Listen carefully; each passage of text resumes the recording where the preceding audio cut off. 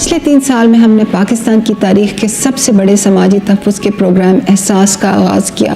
समाजी तहफ़्फ़ुज़ के बजट को दुगना किया और 100% बजट इस्तेमाल किया। घर घर एहसास सर्वे मुकम्मल किया जो कि 10 साल की ताख़ीर का शिकार था।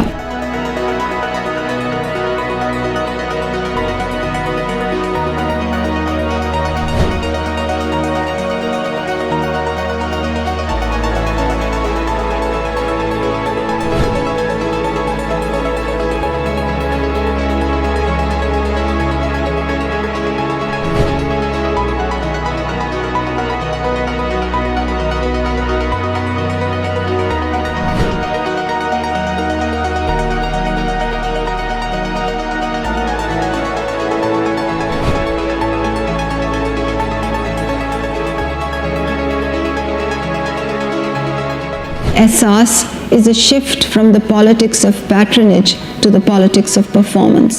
मैं अल्लाह ताला का शुक्र अदा करती हूँ कि उसने हमें मुल्क की और अवाम की खिदमत का मौका दिया।